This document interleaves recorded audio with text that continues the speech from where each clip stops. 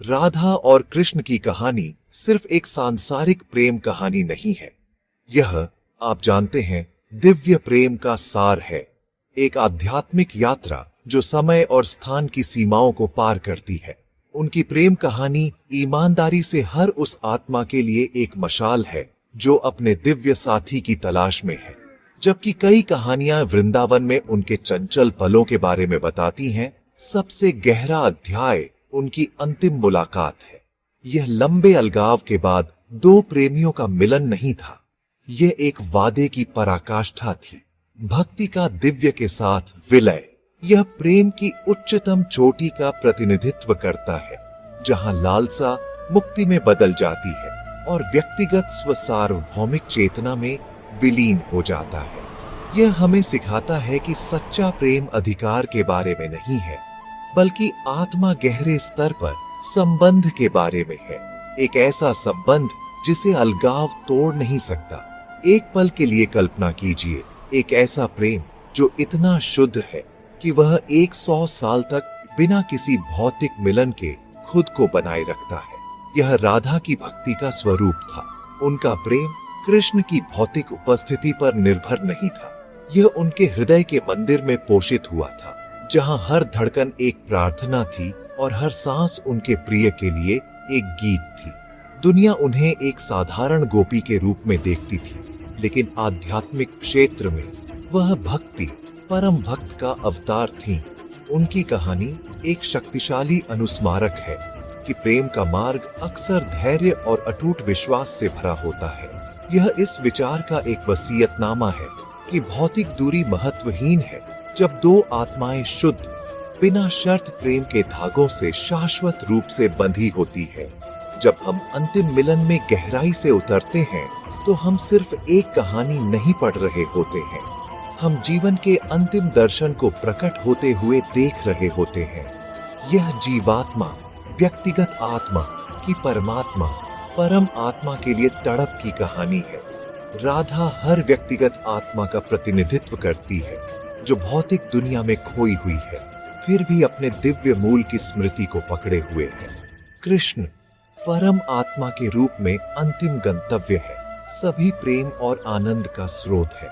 उनका अंतिम मिलन एक अंत नहीं, बल्कि एक नई शुरुआत है, आत्मा का अपने शाश्वत घर में लौटना।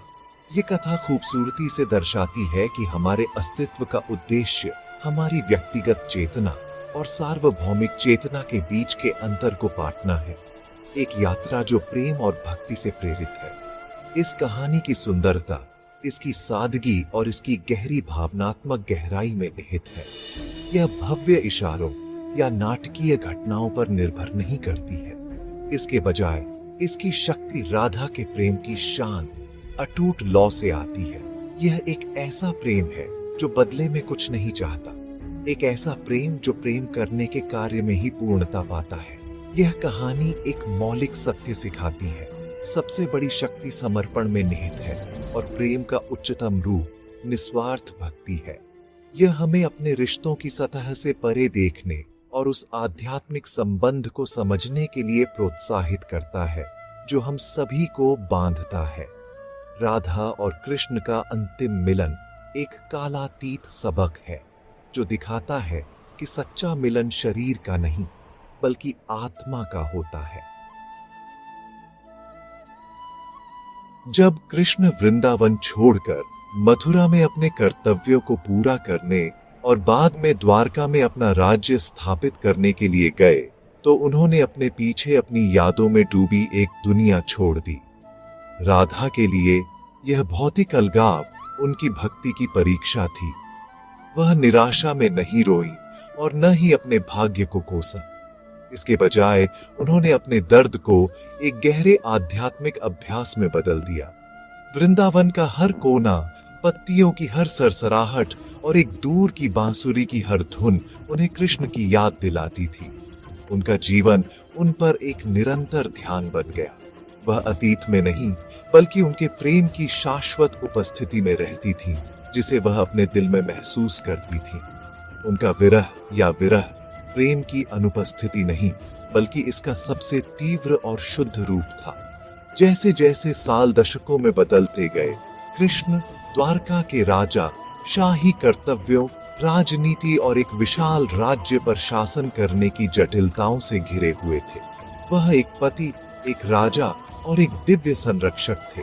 फिर भी उनके दिल के सबसे गहरे कक्षों में वृंदावन और राधा के शुद्ध प्रेम की स्मृति अछूती रही, एक दिव्य धुन की तरह। वह समझते थे कि राधा का प्रेम उनके अपने दिव्य लीला का स्रोत था, वह ऊर्जा जो उनके उद्देश्य को शक्ति देती थी। जबकि दुनिया उन्हें शक्तिशाली द्वारकाधीश के रूप में देखती थी, वह जानते थे कि उनका सच्चा सार बरसाना की साधारण ग्वालिन से हमेशा जुड़ा हुआ था। उनसे दूर उनकी यात्रा दिव्य योजना का एक आवश्यक हिस्सा थी, जिसे दुनिया को निस्वार्थ कर्तव्य या धर्म की शक्ति सिखाने के लिए डिजाइन किया गया था। राधा इस बीच बूढ़ी हो गई। उनका भौतिक रूप समय के साथ मुरझा गया, लेकिन उनकी आंतरिक आत्मा पहले से कहीं अधिक चमकीली थी। वह शुद्ध, बिना मिलावट वाली भक्ति का प्रतीक बन गई। उन्होंने कृष्ण के बारे में कोई खबर नहीं मांगी और न ही उन्हें कोई संदेश भेजा। उनका संबंध सीधा था, उनकी आत्मा से उनकी आत्मा तक। उन्होंने दिखाया कि प्रेम को बाहरी सत्यापन या संचार की आवश्यकता नहीं होती है। यह दो दिलों के बीच एक मौन बातचीत है, एक आध्यात्मिक संवाद जो सभी बाधाओं को पार करता है। उनका जीवन सभी भक्तों के लिए एक उदाहरण बन गया, यह दिखाते हुए कि सच्चा विश्वास दिव्य के प्रकट होने के लिए पूछने के बारे में नहीं है, बल्कि इस तरह से जीने के बारे में है जैसे कि दिव्य हमेशा आपके साथ है, आपके हर कदम का मार्गदर्शन कर रहा है। अलगाव की यह अवधि उनके रिश्ते की गहराई को समझने के लिए महत्वपूर्ण है।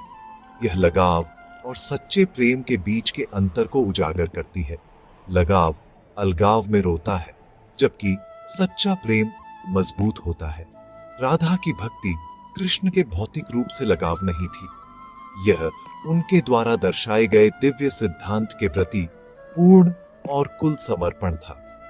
वह जानती थी कि कृष्ण को मानवता की भलाई के लिए एक बड़ा उद्देश्य पूरा करना था, और उनका प्रेम बिना किसी स्वार्थी मांगों के उस उद्देश्य का समर्थन करता था।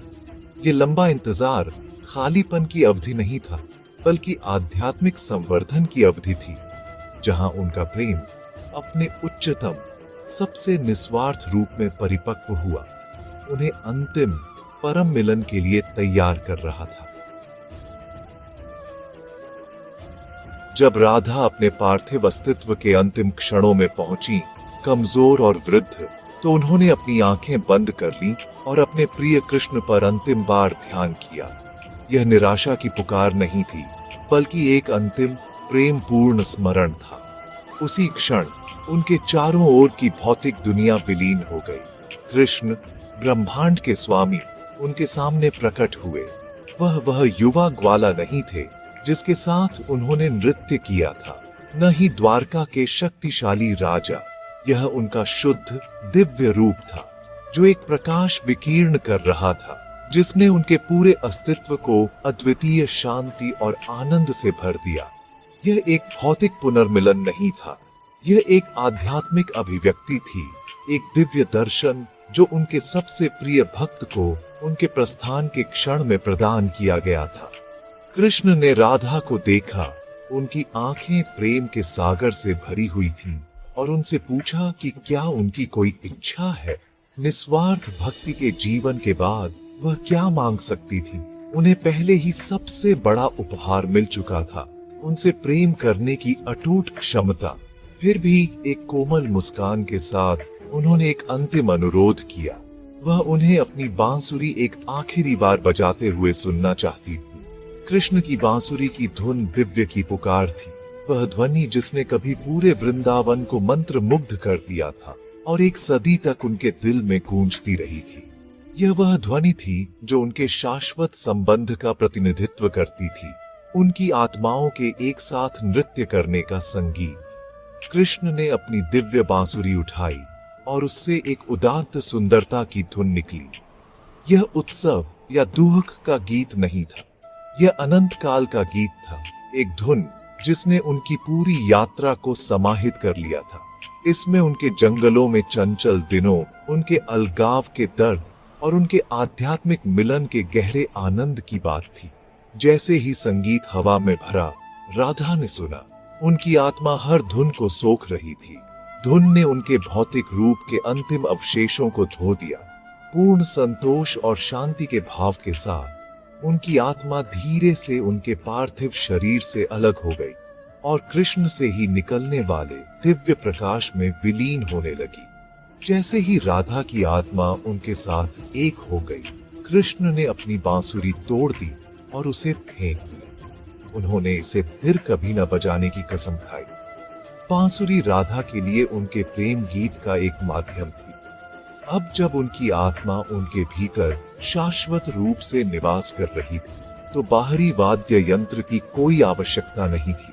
संगीत अब पूरा हो गया था। गायक और श्रोता एक हो गए थे। यह अंतिम कार्य पृथ्वी पर दिव्य लीला के अंत और उनके रिश्ते के अंतिम सत्य का प्रतीक था। दुनिया ने भक्ति के शिखर को देखा था और अब भक्त अपने दिव्य स्रोत पर लौट आया था। मानवता के अनुसरण के लिए प्रेम, त्याग और समर्पण की एक कालातीत विरासत छोड़ गया था। राधा और कृष्ण के अंतिम मिलन की कहानी एक गहरा दार्शनिक रूपक है। राधा सिर्फ एक पात्र नहीं है, वह जीवात्मा, व्यक्तिगत मानव आत्मा का प्रतीकात्मक प्रतिनिधित्व करती है।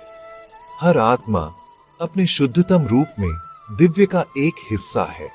हालांकि जब यह भौतिक दुनिया में प्रवेश करती है, तो यह सांसारिक इच्छाओं, कर्तव्यों और अहंकार में उलझ जाती है, अपने सच्चे स्वरूप को भूल जाती है। राधा की यात्रा आत्मा की अपने स्रोत के साथ फिर से जुड़ने की गहरी आंतरिक लालसा का प्रतीक है। उनका अटूट प्रेम और भक्ति, यहाँ तक कि एक सदी के अलगाव में भी आध्यात्मिक अभ्यास या साधना का प्रतिनिधित्व करती है, जिसे एक आत्मा को खुद को शुद्ध करने और दिव्य के साथ अपने संबंध को याद करने के लिए करना चाहिए। कृष्ण इस दिव्य कथा में परमात्मा, परमात्मा या सार्वभौमिक चेतना है। वह अंतिम वास्तविकता है, सभी अस्तित्व, प्रेम और आनंद का स्रोत है। वह सागर है और हर व्यक्तिगत आत्मा उस सागर की एक बूंद है। कृष्ण का वृंदावन से दुनिया में अपने कर्तव्यों को पूरा करने के लिए प्रस्थान यह दर्शाता है कि कैसे दिव्य हमेशा उपस्थित रहते हुए भी भौतिक दुनिया के भ्रम में हंसी व्यक्तिगत आत्मा से दूर प्रतीत होता है। अंतिम मिलन, जहां राधा की आत्मा कृष्ण के साथ विलीन हो जाती है, मोक्ष या मुक्ति का चित्रण है। यह वह क्षण है जब बूंद सागर में लौट आती है। यह महसूस करती है कि वह कभी अलग नहीं थी। इस आध्यात्मिक मिलन का सार अद्वैत या अद्वैत का सिद्धांत है। यह सिखाता है कि व्यक्तिगत आत्मा और परम आत्मा अंततः एक ही है। राधा और कृष्ण हमेशा एक थे। उनका अलगाव केवल एक दिव्य लीला का हिस्सा था, जिसे दुनिया को प्रेम और भक्ति का मार्ग सिखाने के लिए डिजाइन किया गया था। राधा का कृष्ण के प्रकाश में अंतिम विलय उनकी पहचान का विनाश नहीं है, बल्कि उसका अंतिम विस्तार है। वह अस्तित्व में रहना बंद नहीं करती है, बल्कि वह अनंत के साथ एक होकर अपने सच्चे अनंत स्वरूप को पहचानती है। यह सभी आध्यात्मिक मार्गों का लक्ष्य है, सीमित अहंकार को पार करना और स्वयं की असीम वास्तविकता का अनुभव करना। यह कहानी आध्यात्मिकता में सबसे महत्वपूर्ण सबक सिखाती है। दिव्य का मार्ग निस्वार्थ प्रेम और पूर्ण समर्पण के माध्यम से है। राधा ने इस मिलन को बौद्धिक ज्ञान या कठोर तपस्या से प्राप्त नहीं किया। उन्होंने इसे शुद्ध, बिना मिलावट वाले प्रेम भक्ति से प्राप्त किया। उनका समर्पण कमजोरी का संकेत नहीं था, बल्कि परम शक्ति का था, क्योंकि उन्होंने अपनी व्यक्तिगत इच्छा को छोड़ दिया और खुद को पूरी तरह से दिव्य इच्छा के साथ संरेखित कर लिया। उनकी कहानी हर आध्यात्मिक साधक को बताती है कि सबसे लंबी यात्रा सिर से दिल तक की होती है। जब दिल दिव्य के लिए शुद्ध प्रेम से भर जाता है, तो सभी दूरियां गायब हो जाती हैं और आत्मा अपने शाश्वत घर में परम के प्रेम पूर्ण आलिंगन में अपना रास्ता खोज लेती है।